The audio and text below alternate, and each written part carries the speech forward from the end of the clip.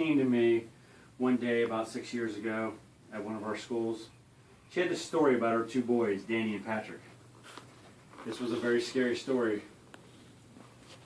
One day while they were at their grandparents' house, she was washing dishes. The boys were in another room playing, supposedly. Patrick comes into the kitchen, gets his mom's attention, says, "Mommy, look, Danny's swimming." She looks out the window in horror, sees Danny lying face down in the pool. She runs outside, recovers Danny from the water, unresponsive, no heartbeat. She applies first aid. Luckily, this story has a happy ending. Danny made a full recovery.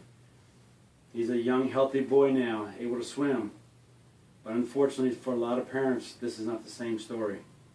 They lose their kids to drowning deaths. I've been a swim instructor and a manager for many years. I've heard this story over and over again. I've heard the good stories and the bad. As a parent, I've made sure that all my children are able to swim or have at least some safety in the water. Living in Anne Arundel County, this is definitely a big thing. 75% of the county has water access. Children need to learn to swim. I'm here today to persuade you for that your children at an early age will start learning these life-saving skills. I'll also tell you how to prevent these drowning tragedies in the future. Let's look into consequences of children not learning these life-saving skills. According to the Center of Disease Control and Prevention, drowning is the second leading cause of death for children ages 1 to 4. The only thing above drowning is children's birth defects. In an article in U.S. News, they report that more than 3,800 people drown annually, with another 5,700 people needing to go to the hospital for near-drowning deaths. 1 out of every 5 of these 3,800 that drown are children under the age of 14. And 30% of those are children ages 1 to 4. Now, the main cause of drowning for these children the ages 1 to 4 are backyard pools.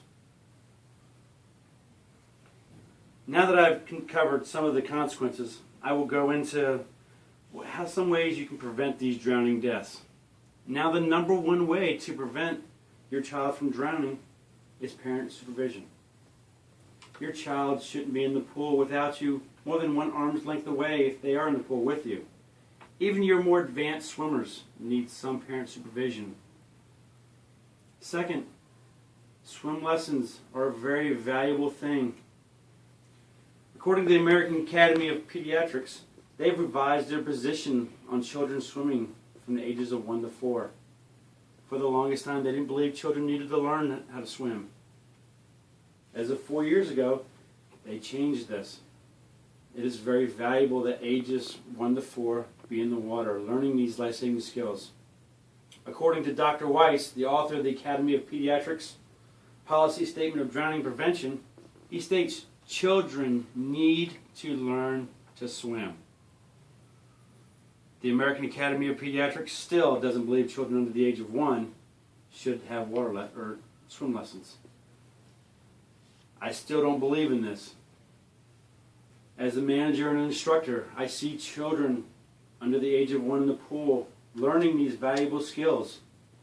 I've heard stories and have seen children under the age of 1 fall in the water and were able to get themselves back to the wall. Other ways of preventing this, learning CPR. Danny's mother luckily knew CPR. She was able to save Danny. Unfortunately, too many adults don't know CPR. They're not able to help their children or help others. If you have a pool around your house, put a 4-foot fence up with a lock. That way children aren't able to get into it. Remove all pool toys and any flotation devices. Now in conclusion, I have discussed the consequences of not learning the valuable life-saving skills and ways to prevent these drownings. Now, if you have children, I beg you, go get them lessons. Keep an eye on them. Thank you very much. It's time. Like every time. It's like, no, if I